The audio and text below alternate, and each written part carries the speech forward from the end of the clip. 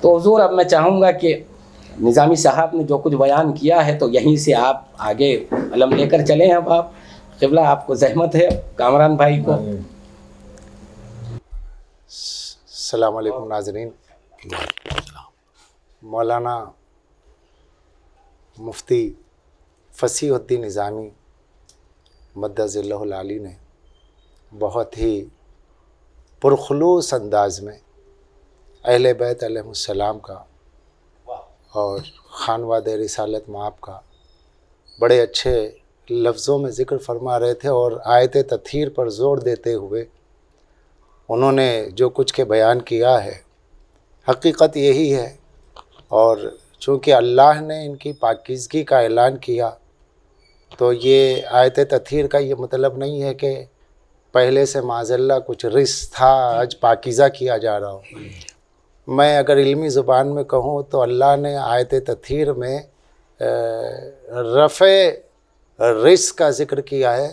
دفع رس کا ذکر نہیں کیا. جی بہت صحیح. رفع اور ہے، دفع اور ہے. رفع اور ہے، دفع اور ہے. رفع آنے سے، نجاست کو آنے سے روکنا ہے، دفع آنے کے بعد دور کرنا ہے. تو اگر اس کا معنی کیا جائے کہ اہل بیت کو پاک کیا تو یہ دفع ہے. اہل بیت کو پاک رکھا، قرآن کو آپ پاک رکھتے ہیں کیونکہ پہلے سے پاک ہے، پاک جگہ کا انتخاب ہوتا ہے. تو اہل بیت پہلے ہی سے پاک و پاکیزہ ہے، اور ان کی تمام ہر طرح کی، کیونکہ الرس ہے جو الف لام ہے وہ استغراق کے لیے ہے، یعنی ہر طرح کی رس ہے. یہ عہد جنسی نہیں ہے، نہ جنسی ہے نہ عہدی ہے، بلکہ الف لام اس میں الرس استغراق کے لیے تمام طرح کی، ہر طرح کی رس سے اللہ نے اہل بیت کو محفوظ رکھا ہے، پاک رکھا ہے. اب ہماری اردو زبان چونکہ یہ لشکری زبان گویا چندے والی زبان ہے، جس کے اندر عربی، فارسی، ہندی سب جوڑ کر کے اردو بنائی گئی ہے، تو قرآن مجید کا ترجمہ اور اہل بیت کی شان بیان کرنا ہماری اپنی مدر لینگویج جو ہے وہ بالکل تنگ دامنی کا اظہار کر رہی ہے. ہم اپنے مومن بھی پاک ہوتا ہے، اہل بیت بھی پاک ہے، پنجتن پاک اور ادھر مومن بھی پاک، تو یہی لفظوں کی مساوات ہو جاتی ہے. تو جہاں پر الفاظ کا دامن جو ہے وہ بہت تنگ ہو جاتا ہے. تو اس لیے میں کہا کرتا ہوں کہ اہل بیت پاک نہیں ہے، پاک گر ہیں، پاکیزہ کرنے والے. اسی لیے یہ مطہر ہے، طاہر ہی نہیں ہے، مطہر ہے. جو پاک کرتے ہیں ان کی محبت گناہوں سے پاک کر دیتی ہے، اور ان کی محبت ایمان کی علامت ہے، ایمان کی پہچان ہے. اور اسی سلسلے خانوادہ رسالت مآب میں رسول اللہ کے بعد جو بھی ایک کے بعد دیگر 12 ائمہ گزرے ہیں، سب اس آیت تطہیر کے مصداق ہیں، سب اس آیت تطہیر کے مصداق ہیں. اور آج جس کا ذکر ہو رہا ہے وہ عالم اسلام کی مرکزی، عالم اسلام کی عبقری شخصیت، عالم اسلام کے لیے اللہ کا تحفہ، عالم اسلام کے لیے اللہ کا عطیہ، امام جعفر صادق علیہ السلام. زباں پہ بار خدایا یہ کس کا نام آیا کہ میرے نطق نے بوسے میری زباں کے لیے.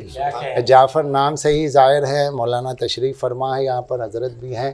کہ جعفر کے معنی چشمہ ہے. یہ رسول اللہ کے علم کا چشمہ ہے، یہ سرکار دو عالم کی حکمتوں کا چشمہ ہے، یہ سرکار دو، یہ اللہ کے علم لدنی کا چشمہ ہے، یہ خانوادہ رسالت مآب کی حکمتوں کا چشمہ ہے، جہاں سے تشنگاہ ارواح سیراب ہوتی ہے، علم کی پیاسی روحیں سیراب ہوتی ہے. علم ظاہر کے بھی مرکز آپ بنے، علم باطن کے بھی مرکز آپ بنے، علم ابدان کے بھی مرکز امام جعفر صادق ہے، علم الادیان کے بھی مرکز امام جعفر صادق ہیں. اور جیسا کہ آپ نے بتایا کہ یہ یطہرکم تطہیرا کی مصداق ہے، تو مطلب صاف سا ہے کہ جو ان کا دشمن ہے وہ نجس ہے. اہل بیت جب پاک و مطہر ہے تو جو طہارت کے مقابل میں آئے تو تعرف الاشیاء بازدادہا، چیزوں کو ان کی ضد سے پہچانو. جو اہل بیت کے مقابل میں آئے گا وہ نجس کہلائے گا، اور وہ یعنی اس کو شمار ہی نہیں کیا جائے گا امت میں جو اہل بیت کے مقابل میں آئے. تو امام جعفر صادق علیہ السلام کی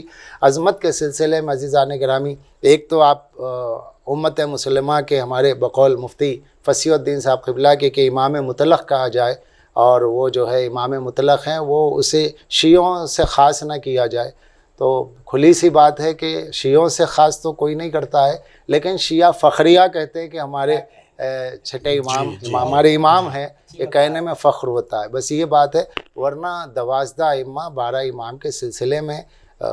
میدان بھر جائے اتنی کتابیں علماء اسلام کی موجود ہے، علماء اہل تسنن کی موجود ہے، جو محب اہل بیت علماء اسلام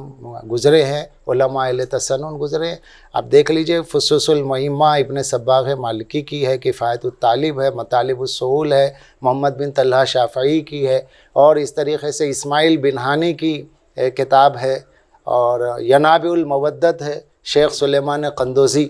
اور ان تمام، یعنی میں کہاں تک بیان کروں، علامہ نور الدین جامی حنفی جن کی کتابیں درس نظامی میں شامل ہے، جن کی کتابیں درسیات میں شرح ملا جامی وغیرہ پڑھائی جاتی ہے، جو علم ظاہر کے بھی اور علم باطن کے بھی جو ہے آپ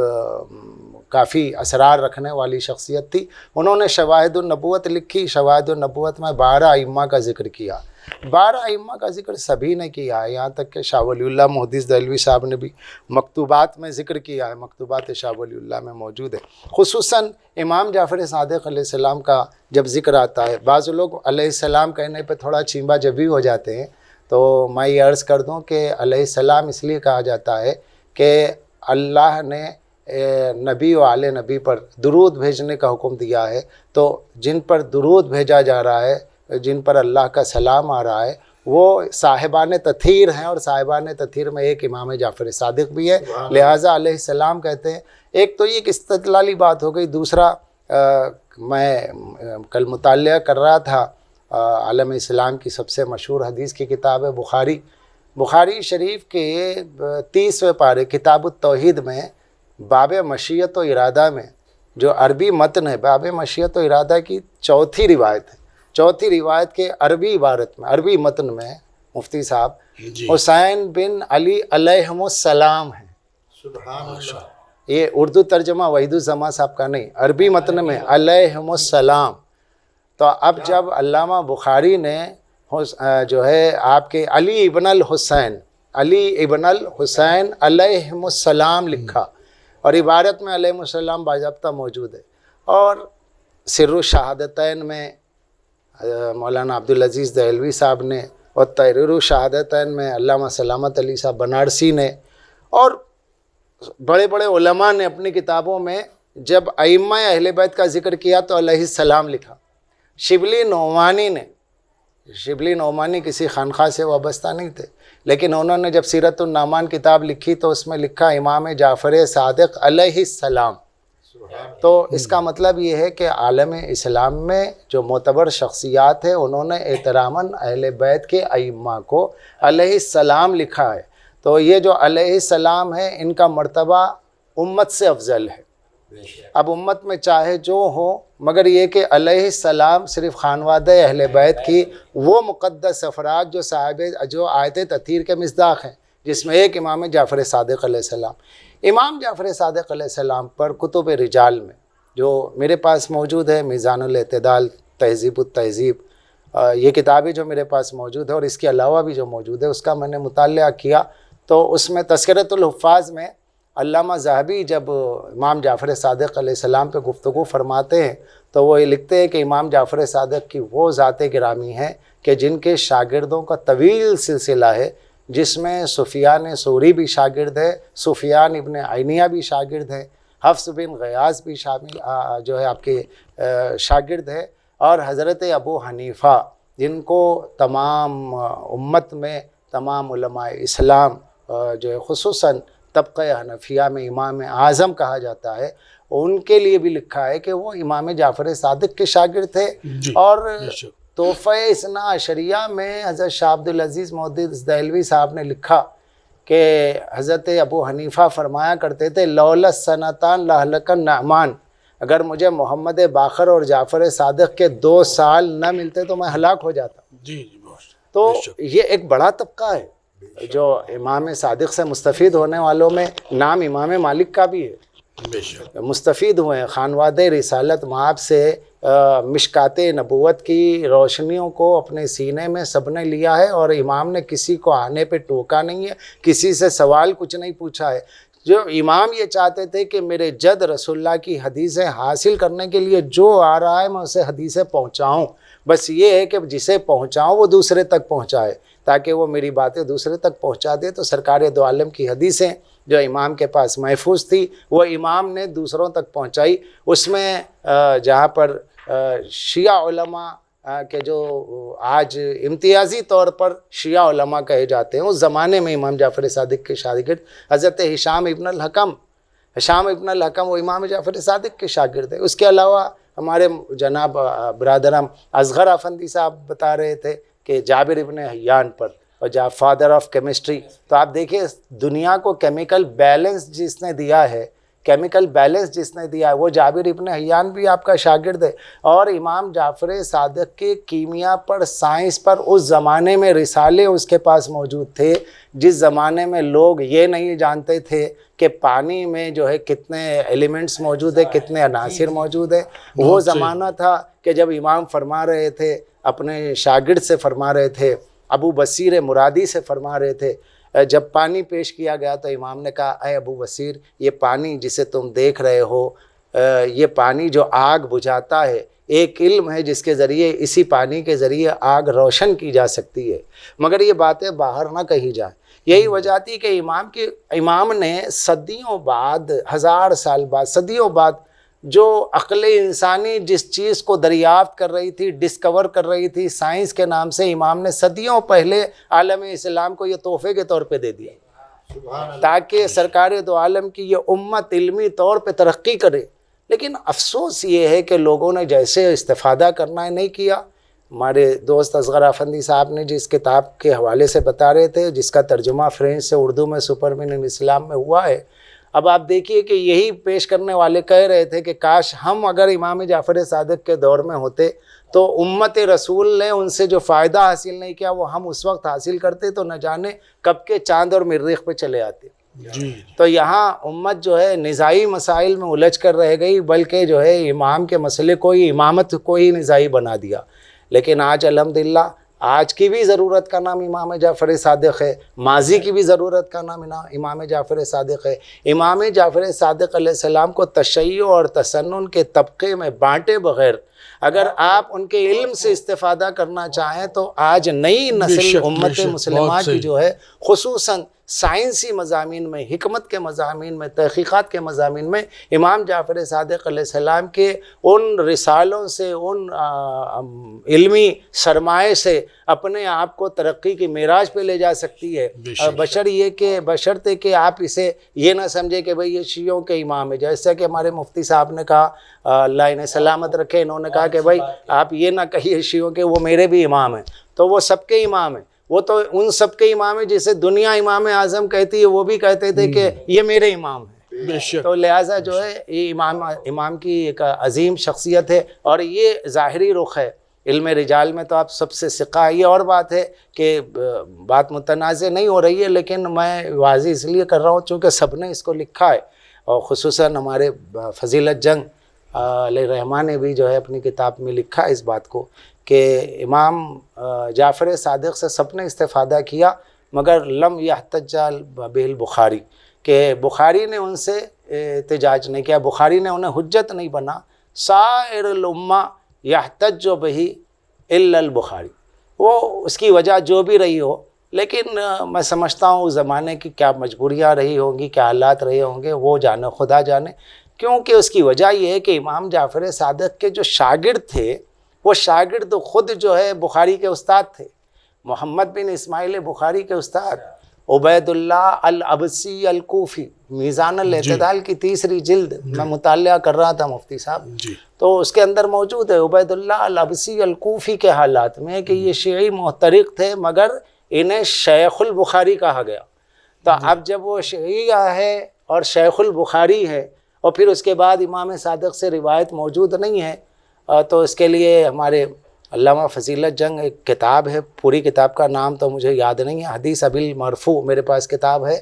اس کا پورا نام تو مفتی صاحب بھی جانتے ہیں۔ اس میں انہوں نے صاف لکھا کہ جو لوگ یہ کہتے ہیں کہ امام بخاری نے امام جعفر صادق سے روایت نہیں لی ہے تو میں یہ بتا دوں کہ امام جعفر صادق سے اگر علامہ بخاری نے روایت نہیں لی تو کوئی ان کی عظمت نہیں گھٹ گئی ہے، اور مروان سے روایت لکھی ہے تو کوئی مروان کی عظمت بڑھ نہیں گئی ہے۔ تو یہ کتنی پیاری بات کہی ہے کہ اللہ نے جسے عزت دی ہے تو اس کی جو ہے اگر کوئی روایت کر رہا ہے نہیں کر رہا ہے تو کسی کے روایت کرنے نہیں کرنے کی وجہ سے امام کی عظمت کو نہ دیکھو، یہ آل رسول ہے، یہی ان کی عظمت ہے، یہ امام علوم ہیں، امام قلوب ہیں۔ یہ جگہ جگہ فضیلت جنگ نے لکھا ہے، حضرت فضیلت جنگ نے جو نظام کے تعلق نظام کے الکلام المرفوع فیما یتعلق بالحدیث الموضوع، جی الکلام المرفوع فیما یتعلق بالحدیث الموضوع، جو میرے پاس بھی کتاب موجود ہے لیکن بہت پہلے پڑھی تھی، اس کا مضمون یاد آ گیا تو میں نے آپ سے عرض کیا۔ تو کہ بڑی پیاری بات کہی ہے کہ امام جعفر صادق سے اگر بخاری نے روایت نہیں لی تو ان کی کوئی عظمت نہیں گھٹتی ہے، اور مروان سے روایت لے لی تو عظمت اس کی نہیں بڑھ جاتی ہے۔ تو اس طریقے سے آپ نے یہ بتایا کہ دیکھیے امام القلوب ہیں، اور اسی بات کو گلزار قدیر میں جو ہے آپ کے انہی عبارات کو لکھا گیا اردو میں۔ تو امام القلوب کا مطلب یہ ہوتا ہے کہ جس کا قلب نہیں ہے، جس کا دل مر گیا اس کا سب کچھ مر گیا۔ تو دل کی زندگی کا نام ہے امام جعفر صادق سے محبت،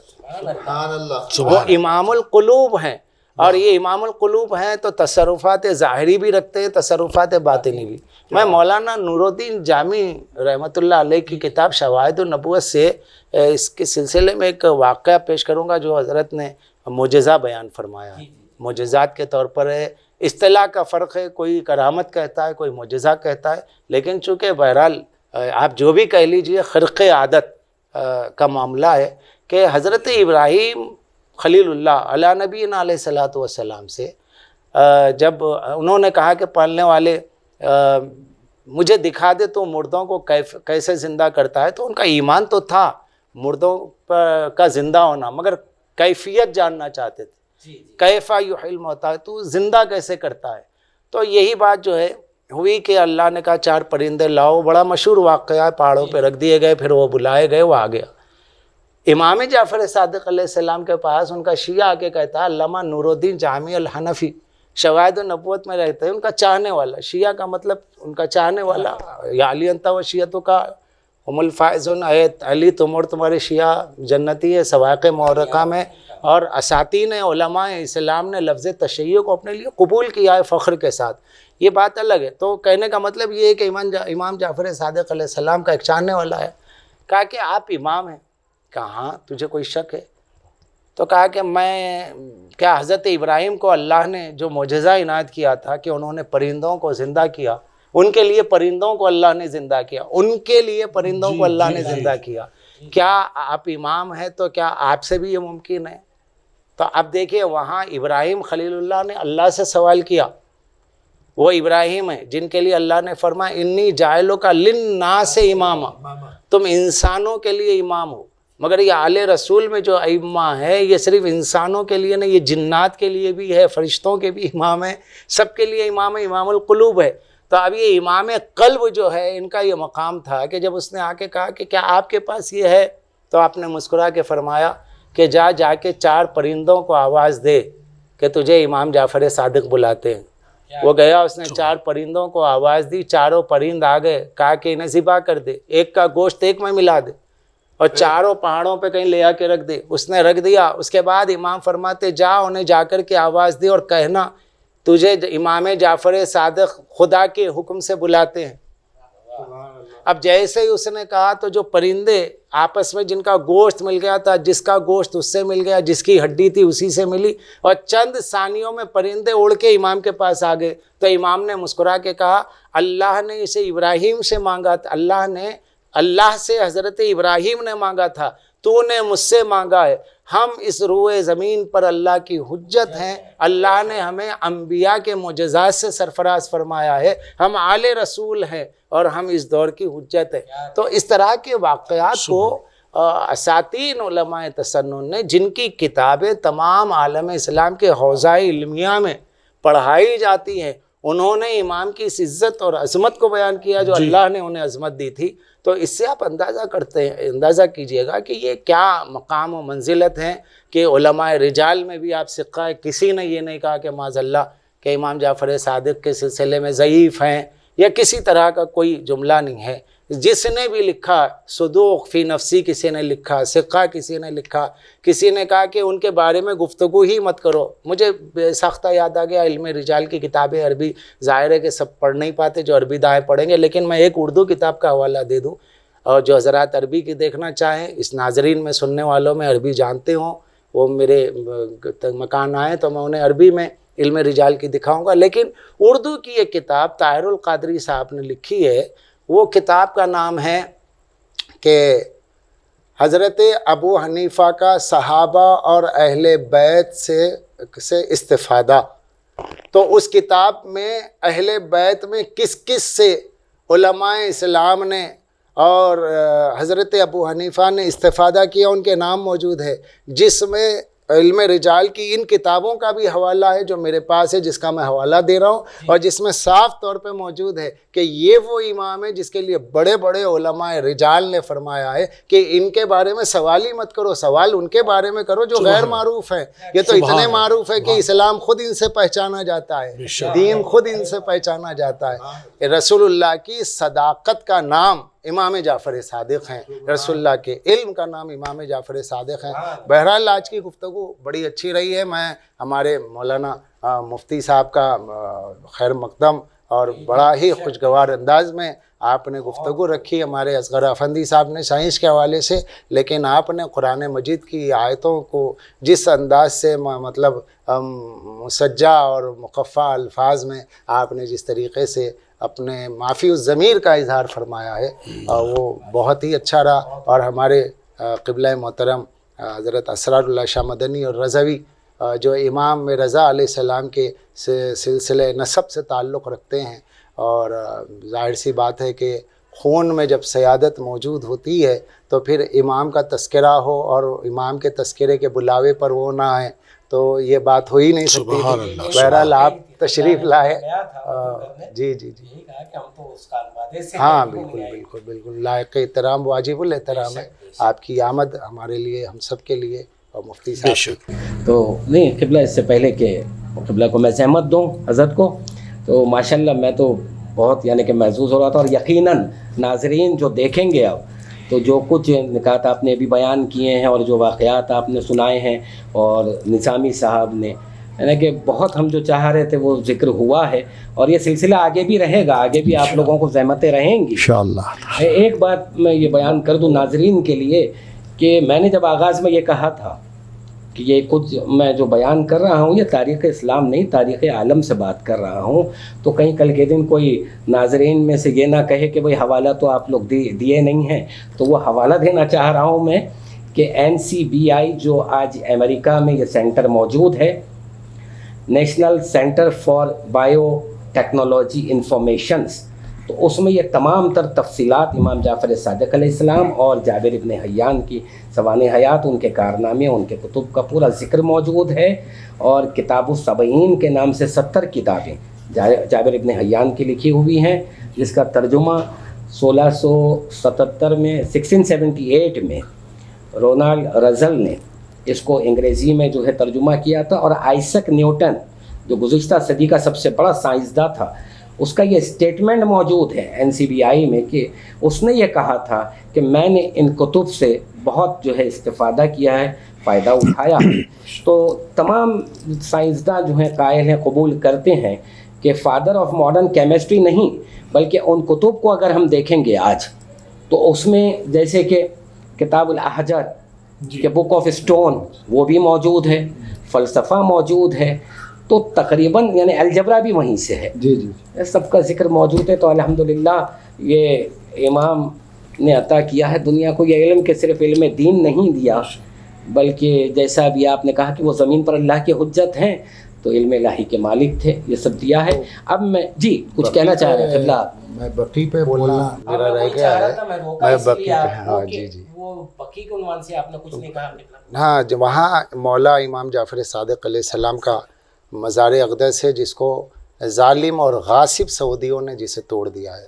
سعودی حکمراں جو اس وقت یہودیوں کی جو ہے بدل ثابت ہوئے ہیں اور یہودیوں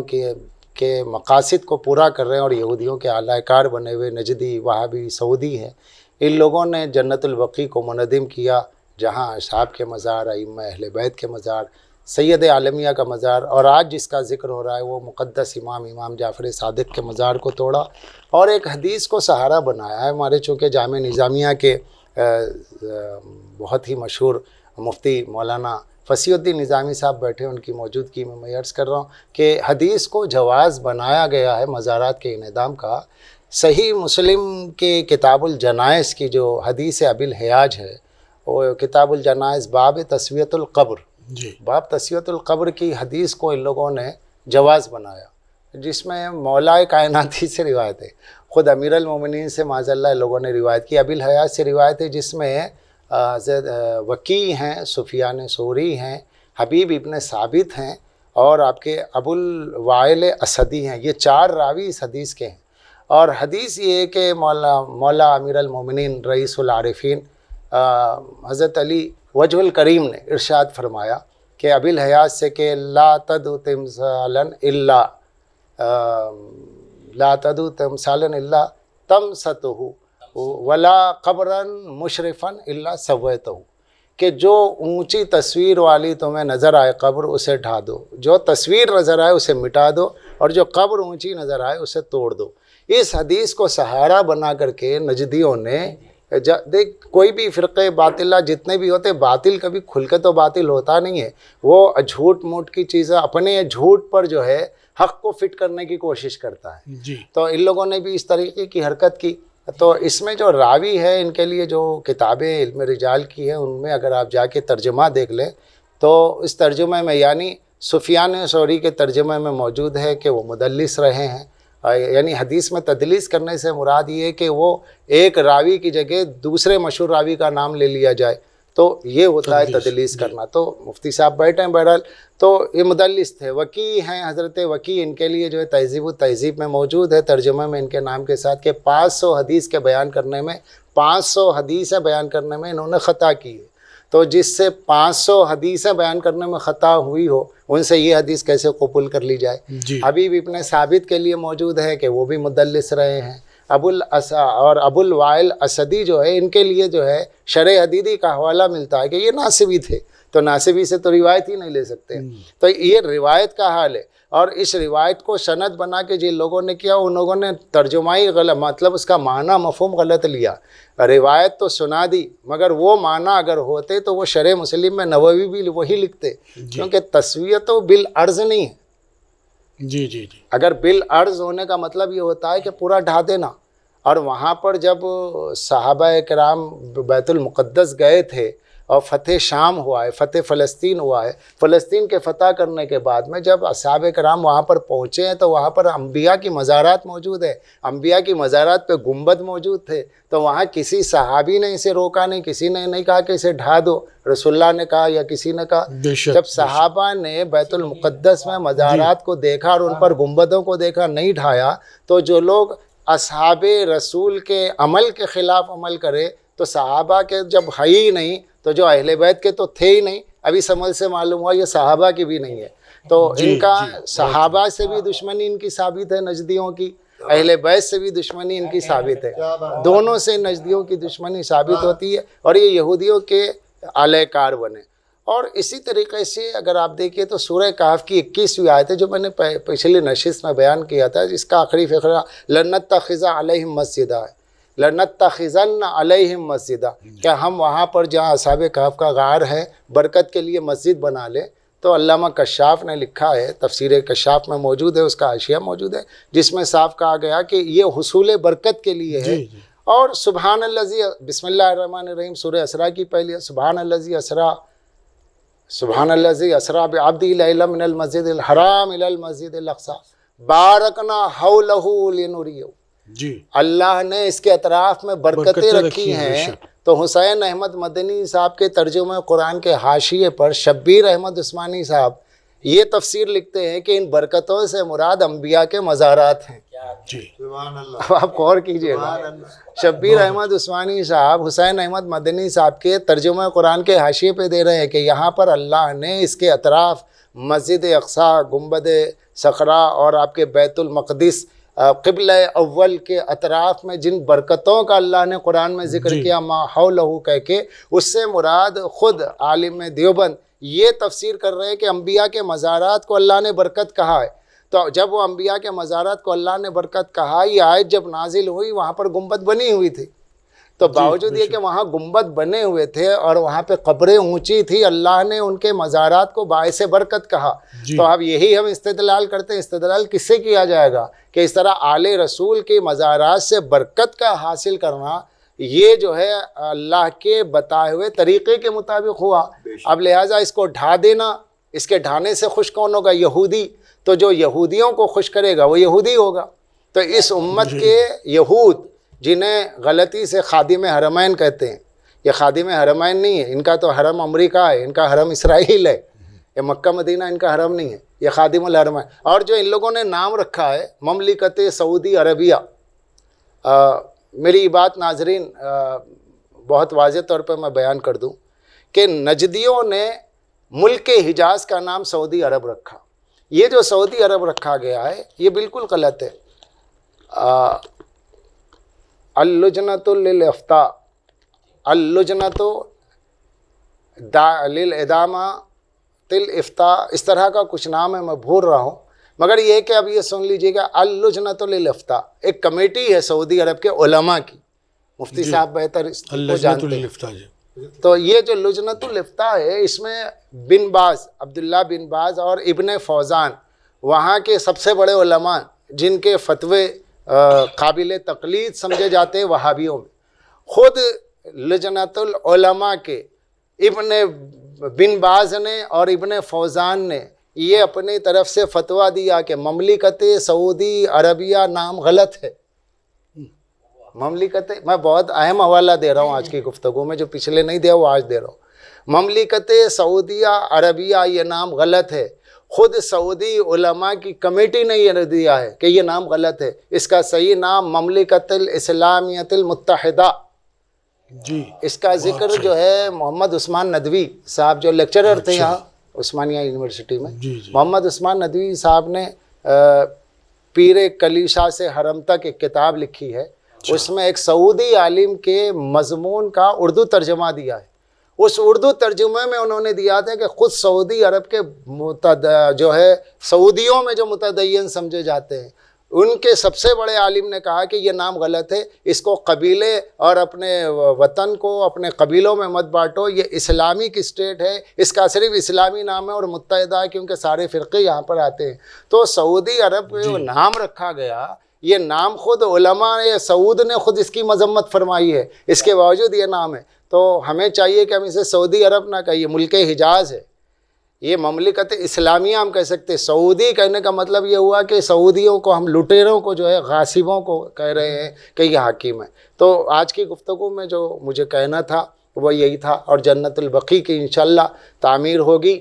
اور جس کے ہم سب متمنی ہیں اور دعائیں ہیں کہ اس کار خیر میں انشاءاللہ امت کی طرف سے جہاد لسانی جاری رہے گا۔ جیسے مفتی صاحب جہاد لسانی فرما رہے، مذمت کر کے امام جعفر صادق کے مزار کے توڑنے کی، حضرت جو ہے موجود ہیں یہ اب بیان فرمائیں گے، یہ بھی اس کی مذمت کریں گے۔ تو اس طریقے سے یہ چیزیں جہاد لسانی کی، اہل بیت کی نصرت میں، اہل بیت کے حق میں بولنا ہے۔ فرقہ، جماعت اور مذہب، مسلک، اسکول آف تھاٹ، یہ تمام چیزوں سے بالا تر ہو کر آل محمد کے حق میں بولنا ہے، آل رسول، آل محمد علیہ السلام کے حق میں بولنا ہے۔ اور اس کے بولنے کا مطلب یہ ہے کہ چونکہ ہم رسول اللہ کے رسالت کا کلمہ پڑھتے ہیں تو لہٰذا ہمیں ان کے آل کی نصرت میں بولنے کا حق ہے۔ اگر ہم یہ بھی نہ کہہ سکیں تو پھر ہمیں محمد رسول اللہ کہنے کی کیا ضرورت ہے؟ اور چونکہ مولا علی سے نسبت رکھتے ہیں تو علی ولی اللہ، علی اللہ کے ولی ہے، یہ ہمارے ایمان کا کلمہ ہے اور سب کے ایمان کا کلمہ ہے۔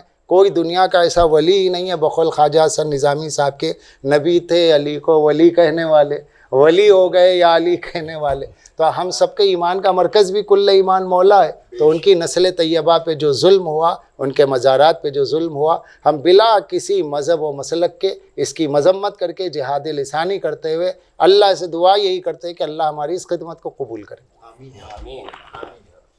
آپ یہ سیمینار جو البقیع آرگنائزیشن کی جانب سے رکھا گیا تھا، OCN چینل کے مادھیم سے آپ دیکھ رہے تھے۔ यहाँ गुफ्तगू ख़त्म हुई है मौलाना कामरान हैदर साहब के बयान पर। इंशाअल्लाह इसका आखिरी और तीसरा हिस्सा कल 8 बजे पेश किया जाएगा, जिसमें सैयद असरार हुसैन रज़वी साहब क़िबला का बयान रहेगा। फ़ी अमानिल्लाह, माअस्सलाम।